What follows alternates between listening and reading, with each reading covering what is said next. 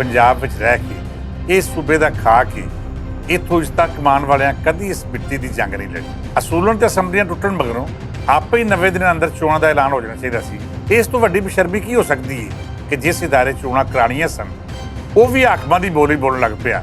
ਸਾਨੂੰ election commission ਦਾ ਕਿਰਦਾਰ ਵਾਜ਼ਿਹ ਤੌਰ ਉੱਤੇ ਇੱਕ ਧੜੇ ਦੇ ਬਰਾਸੀ ਵਰਗਾ ਲੱਗ ਰਿਹਾ ਹੈ, ਜਿਹੜਾ ਕਿਸੇ ਵੱਡੇ ਅਲਮੀਅਤ ਤੋਂ ਘੱਟ ਨਹੀਂ। ਜਿਸ ਨਿਗਰਾਨ ਹਕੂਮਤ ਨੂੰ ਗੈਰ ਜਾਨਬਦਾਰ ਹੋਣਾ ਚਾਹੀਦਾ ਸੀ, ਉਹ ਕਿਧਰੇ ਵੀ ਆਪਣੀ ਇਹ ਪਹਿਚਾਣ ਨਹੀਂ ਬਣਾ ਸਕੇ। ਜੋ ਹੁਣ ਬਦਮਾਸ਼ੀ ਨਾਲ ਚੋਣਾਂ ਦਾ ਰਾਹ ਡੱਕ ਕੇ ਇਕਤਦਾਰ ਨੂੰ ਜੱਫਾ ਮਾਰਨ ਵਾਲੇ ਇਸ ਜੱਥੇ ਨੇ ਤਮਾਸ਼ਾ ਕੀਤਾ ਹੈ, ਉਹਦੀ ਮਿਸਾਲ ਤੇ ਤਾਰੀਖ ਅੰਦਰ ਕਿਤੇ ਵੀ ਨਹੀਂ ਮਿਲਦੀ। ਇਹਨਾਂ ਬੇਸ਼ਰਮਾਂ ਨੂੰ ਜ਼ਰਾ ਸ਼ਰਮ ਨਹੀਂ ਆਉਂਦੀ ਜਦ ਦੇ ਭੁੱਖਾ ਮਾਰੇ ਗਰੀਬ ਦੇ ਲਹੂ ਨਾਲ ਟੁੱਟਦੀਆਂ ਗੱਡੀਆਂ ਉੱਤੇ ਮੂੰਹ ਲੈ ਰਹੇ ਨੇ। ਸਰਕਾਰੀ ਖਰਚਿਆਂ ਉੱਤੇ ਸੈਰ ਸਪਾਟੇ ਕਰਨ ਵਾਲੇ ਇਹ ਬਦਬਖਤ ਜਦ ਮਾੜੇ ਬੰਦੇ ਕੋਲੋਂ ਕੁਰਬਾਨੀ ਮੰਗਦੇ ਨੇ, ਇਹਨਾਂ ਦੇ ਮੱਥੇ ਉੱਤੇ ਜ਼ਰਾ ਤਰੇੜੀ ਨਹੀਂ ਆਉਂਦੀ। ਬਿਸਮਿਲ੍ਲਾਹਿਰ ਰਹਿਮਾਨਿਰ ਰਹੀਮ। ਸੱਜਣੋ ਤੇ ਮਿੱਤਰੋ, ਪੰਜਾਬ ਪਾਕਿਸਤਾਨ ਦਾ ਸਭ ਤੋਂ ਵੱਡਾ ਸੂਬਾ ਹੈ, ਜਿਹੜਾ ਦੂਜੇ ਸੂਬਿਆਂ ਦਾ ਭਾਰ ਵੀ ਵੰਡਾਉਂਦਾ ਹੈ। ਇਹਦੇ ਬਾਵਜੂਦ ਇਹਨੂੰ ਦੂਜਿਆਂ ਤੋਂ ਹਮੇਸ਼ਾ ਹੀ ਬੁਰਾ ਸੁਣਨ ਨੂੰ ਮਿਲਿਆ ਹੈ।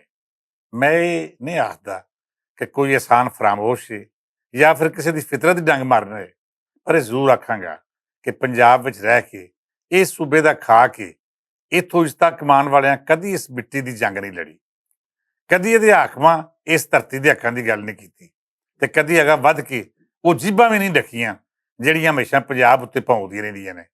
ਅੱਜ ਇੱਕ ਵਾਰੀ ਫੇਰ ਇਹ ਸੂਬਾ ਆਪਣੇ ਮੁੱਢਲੇ ਹੱਕ ਦੀ ਮੰਗ ਕਰ ਰਿਹਾ ਹੈ ਤੇ ਇਹਦੇ ਉੱਤੇ ਮੁਸੱਲਤ ਹਾਕਮ ਇਹਨੂੰ ਇਹਦਾ ਮੁੱਢਲਾ ਹੱਕ ਦੇਣ ਨੂੰ ਰਾਜ਼ੀ ਨਹੀਂ।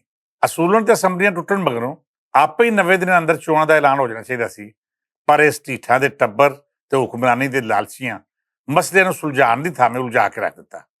ਪਹਿਲਾਂ ਆਖਿਆ ਕਿ ਖਜ਼ਾਨਾ ਖਾਲੀ ਹੈ, ਇਸ ਕਰਕੇ ਚੋਣਾਂ ਦਾ ਖਰਚਾ ਨਹੀਂ ਚੁੱਕਿਆ ਜਾ ਸਕਦਾ। ਫਿਰ ਇਹ ਤਾਵੀਲ ਦਿੱਤੀ ਕਿ ਮੁਲਕ ਭਰ ਅੰਦਰ ਅੱਤਗਰਦੀ ਦਾ ਖਤਰਾ ਹੈ। ਇਸ ਤੋਂ ਵੱਡੀ ਬੇਸ਼ਰਮੀ ਕੀ ਹੋ ਸਕਦੀ ਹੈ ਕਿ ਜਿਸ ਇਦਾਰੇ ਚੋਣਾਂ ਕਰਾਉਣੀਆਂ ਸਨ ਉਹ ਵੀ ਹਾਕਮਾਂ ਦੀ ਬੋਲੀ ਬੋਲਣ ਲੱਗ ਪਿਆ ਤੇ ਇਹ ਤਾਸਰ ਦਿੱਤਾ ਜਿਵੇਂ ਚੋਣਾਂ ਹੋਣ ਜਾਂ ਨਾ ਹੋਣ ਉਹਨੂੰ ਕੋਈ ਫਰਕ ਨਹੀਂ ਪੈਣ ਲੱਗਾ। ਹੁਣ ਤੀਕਰ ਸਾਨੂੰ ਇਲੈਕਸ਼ਨ ਕਮਿਸ਼ਨ ਦਾ ਕਿਰਦਾਰ ਵਾਜ਼ਿਹ ਤੌਰ ਉੱਤੇ ਇੱਕ ਧੜੇ ਦੇ ਬਰਾਸੀ ਵਰਗਾ ਲੱਗ ਰਿਹਾ ਹੈ, ਜਿਹੜਾ ਕਿਸੇ ਵੱਡੇ ਅਲਮੀਅਤ ਤੋਂ ਘੱਟ ਨਹੀਂ। ਸਾਡੀ ਵਜ਼ਾਰਤ ਦਾਖਲਾ ਹੋਵੇ ਜਾਂ ਨਿਗਰਾਨ ਹਕੂਮਤਾਂ, ਕਿਸੇ ਪਾਸਿਓਂ ਵੀ ਅਜਿਹੀ ਕੋਈ ਖਬਰ ਨਹੀਂ ਮਿਲੀ ਕਿ ਕੋਈ ਚੋਣਾਂ ਕਰਾਉਣ 'ਚ ਰਾਜ਼ੀ ਹੋਵੇ। ਹੋਰ ਤੇ ਹੋਰ ਜਿਸ ਨਿਗਰਾਨ ਹਕੂਮਤ ਨੂੰ ਗੈਰ ਜਾਨਬਦਾਰ ਹੋਣਾ ਚਾਹੀਦਾ ਸੀ, ਉਹ ਕਿਧਰੇ ਵੀ ਆਪਣੀ ਇਹ ਪਹਿਚਾਣ ਨਹੀਂ ਬਣਾ ਸਕੇ। ਫਿਰ ਇਸ ਨਿਗਰਾਨ ਹਕੂਮਤ ਨੇ ਇੱਕ ਹੋਰ ਪੈਰ ਅਗਾਂਹ ਪੱਟ ਕੇ ਆਪਣਾ ਸਾਰਾ ਭਾਰ ਜਿਵੇਂ ਨੂਨਰੀ ਦੇ ਪੱਲੇ ਵਿੱਚ ਪਾ ਦਿੱਤਾ। ਪਿਛਲੀ ਹਕੂਮਤ ਦੇ ਆਗੂਆਂ ਉੱਤੇ ਪੁੱਠੇ ਸਿੱਧੇ ਪਰਚੇ ਤੇ ਬਲਾਜਵਾਦ ਛਾਪੇ ਮਰਵਾ ਕੇ ਆਪਣੀ ਵਫਾਦਾਰੀ ਸਾਬਤ ਕਰਨ ਲਈ ਪੂਰਾ ਟਿੱਲ ਲਾਇਆ ਤੇ ਹੁਣ ਤੱਕ ਲਾਇਆ ਜਾ ਰਿਹਾ ਹੈ। ਸੱਜਣੋ, ਮੈਂ ਇਹ ਨਹੀਂ ਆਖਦਾ ਕਿ ਪੀਟੀਆਈ ਦੀ ਸਿਆਸਤ ਲੁਕਾਈ ਦੀ ਤਰਜਮਾਨੀ ਕਰ ਰਹੀ ਸੀ ਜਾਂ ਇਮਰਾਨ ਖਾਨ ਨੇ ਸਾਰੇ ਸੂਬੇ ਨਾਲ ਕੁਝ ਚੰਗੀ ਕੀਤੀ ਹੈ, ਉਹਨੇ ਵੀ ਜ਼ਿਆਦਤੀ ਕੀਤੀ।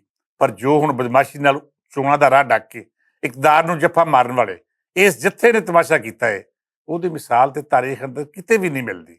ਇਹੋ ਹੀ ਕੋਸ਼ਿਸ਼ ਕੀਤੀ ਜਾ ਰਹੀ ਹੈ ਕਿ ਕਿਸੇ ਤਰ੍ਹਾਂ ਚੋਣਾਂ ਤੋਂ ਸਿਰ ਬਚਾ ਕੇ ਵੇਲਾ ਟਪਾ ਲਈਏ, ਪਿਛਲੀਆਂ ਹਕੂਮਤਾਂ ਨੂੰ ਗਾਲਮੰਦਾ ਕਰਕੇ ਆਪਣੀਆਂ ਨਲਾਇਕੀਆਂ ਲੁਕਾਈ ਰੱਖੀਏ। ਪਰ ਹੁਣ ਇਹ ਨਹੀਂ ਹੋਣਾ। ਹੁਣ ਤੁਸੀਂ ਲੁਕਾਈ ਨੂੰ ਹੋਰ ਧੋਖਾ ਨਹੀਂ ਦੇ ਸਕਦੇ। ਹੁਣ ਲੋਕ ਵੀ ਸਮਝ ਗਏ ਨੇ ਕਿ ਉਹਨਾਂ ਤੁਹਾਡੀਆਂ ਨਲਾਇਕੀਆਂ ਦਾ ਹੋਰ ਮੁੱਲ ਨਹੀਂ ਤਾਰਨਾ, ਉਹ ਮੁੱਲ ਜਿਹੜਾ ਤਾਰਦੇ ਉਹਨਾਂ ਦੀਆਂ ਆਪਣੀਆਂ ਨਸਲਾਂ ਕਰਜ਼ਾਈ ਹੋ ਗਈਆਂ ਨੇ। ਜੇਕਰ ਇਹ ਸਿਆਣੇ ਹੁੰਦੇ ਤਾਂ ਘੱਟੋ ਘੱਟ ਮਾੜਿਆਂ ਕੋਲ ਜੀਵਨ ਦਾ ਹੱਕ ਤੇ ਨਾ ਖੁੰਦੇ। ਇਹਨਾਂ ਨੂੰ ਕੋਈ ਸ਼ਰਮ ਹਯਾ ਹੁੰਦੀ ਤੇ ਇਹ ਕਿਉਂ ਨਾ ਆਪਣੀਆਂ ਆਸਾਇਸ਼ਾਂ ਘੱਟ ਕਰ ਲੈਂਦੇ। ਇਹਨਾਂ ਬੇਸ਼ਰਮਾਂ ਨੂੰ ਜ਼ਰਾ ਸ਼ਰਮ ਨਹੀਂ ਆਉਂਦੀ ਜਦ ਦੇ ਭੁੱਖਾ ਮਾਰੇ ਗਰੀਬ ਦੇ ਲਹੂ ਨਾਲ ਟੁੱਟਦੀਆਂ ਗੱਡੀਆਂ ਉੱਤੇ ਮੂੰਹ ਲੈ ਰਹੇ ਨੇ। ਸਰਕਾਰੀ ਖਰਚਿਆਂ ਉੱਤੇ ਸੈਰ ਸਪਾਟੇ ਕਰਨ ਵਾਲੇ ਇਹ ਬਦਬਖਤ ਜਦ ਮਾੜੇ ਬੰਦੇ ਕੋਲੋਂ ਕੁਰਬਾਨੀ ਮੰਗਦੇ ਨੇ, ਇਹਨਾਂ ਦੇ ਮੱਥੇ ਉੱਤੇ ਜ਼ਰਾ ਤਰੇੜੀ ਨਹੀਂ ਆਉਂਦੀ। ਕਿਉਂ ਜੇ ਬੇਸ਼ਰਮਾਂ ਨੂੰ ਸ਼ਰਮ ਕਾਹਦੀ? ਅੱਜ ਆਪਣਾ ਪੰਜਾਬ ਵੇਖ ਕੇ ਅਥਰੂ ਡਿੱਗਦੇ ਨੇ ਕਿ ਕੀ ਇਹ ਉਹ ਪੰਜਾਬ ਹੈ ਜਿਹਨੇ ਕਦੀ ਐਡਾ ਮਾੜਾ ਵੇਲਾ ਨਹੀਂ ਸੀ ਵੇਖਿਆ। ਇੱਥੋਂ ਦਾ ਵਸਨੀਕ ਰੋਟੀ ਨੂੰ ਤਰਸਿਆ ਹੋਵੇ। ਇੱਥੇ ਤੇ ਰੱਬ ਹਮੇਸ਼ਾ ਮਿਹਰਬਾਨ ਰਿਹਾ ਹੈ, ਨਾ ਕਦੀ ਕਹਿਤ ਆਇਆ, ਨਾ ਫਸਲਾਂ ਬੇਵਫਾਈ ਕੀਤੀ, ਅੰਬਰ ਵੀ ਸਦਾ ਹੀ ਵਰਿਆ। ਇਸ ਪੰਜਾਬ ਨੇ ਕਦੀ ਐਡਾ ਔਖਾ ਵੇਲਾ ਨਹੀਂ ਵੇਖਿਆ। ਜੋ ਇੱਥੋਂ ਦੀਆਂ ਧੀਆਂ ਰਾਣੀਆਂ ਆਪਣੇ ਬੇਵਸ ਬਾਬਲ ਵੱਲ ਵੇਖਦਿਆਂ ਆਪਣੀ ਹਯਾਤੀ ਆਪ ਮੁਕਾ ਲੈਣ।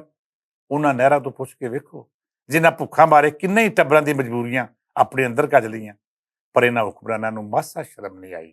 ਲੋਕ ਮਰਦੇ ਰਹੇ ਤੇ ਇਹਨਾਂ ਦੀਆਂ ਆਸਾਇਸ਼ਾਂ ਵੱਧਦੀਆਂ ਰਹੀਆਂ। ਬਹਰਹਾਲ ਅੱਜ 30 ਅਪ੍ਰੈਲ ਨੂੰ ਚੋਣਾਂ ਕਰਾਉਣ ਦੀ ਮਨਜ਼ੂਰੀ ਤਾਂ ਦੇ ਦਿੱਤੀ ਗਈ ਹੈ, ਪਰ ਸਵਾਲ ਇਹ ਹੈ ਕਿ ਕੀ ਚੋਣਾਂ ਹੋਣਗੀਆਂ? ਸਿਕਿਉਰਿਟੀ ਮਿਲੇਗੀ? ਇਲੈਕਸ਼ਨ ਕਮਿਸ਼ਨ ਨੂੰ ਜਿਹੜੇ ਫੰਡ ਚਾਹੀਦੇ ਨੇ ਉਹ ਮਿਲਣਗੇ? ਕੀ ਨਿਗਰਾਨ ਹਕੂਮਤ ਦਾ ਰਵੱਈਆ ਬਦਲੇਗਾ ਤੇ ਉਹ ਗੈਰ ਜਾਨਬਦਾਰੀ ਨੂੰ ਅਮਲਨ ਸਾਬਤ ਵੀ ਕਰੇਗੀ? ਇਹ ਸਾਰੇ ਉਹ ਸਵਾਲ ਨੇ ਜਿਨ੍ਹਾਂ ਦਾ ਜਵਾਬ ਤੁਸੀਂ ਇਹਨਾਂ ਬੇਨੀਤਾਂ ਦੇ ਕਰਤੂਤਾਂ ਵਿੱਚ ਦੇਖ ਸਕਦੇ ਹੋ। ਬਹਰਹਾਲ ਚੰਗੇ ਦੀ ਉਮੀਦ ਲਾਣੀ ਚਾਹੀਦੀ ਹੈ। ਦੁਆ ਕਰੋ ਅੱਲਾਹ ਤਾਲਾ ਇਹਨਾਂ ਬਦਬਖਤਾਂ ਨੂੰ ਹਦਾਇਤ ਦੇਵੇ ਤੇ ਪੰਜਾਬ ਦੇ ਲੋਕਾਂ ਨੂੰ ਉਹਨਾਂ ਦਾ ਹੱਕ ਮਿਲੇ।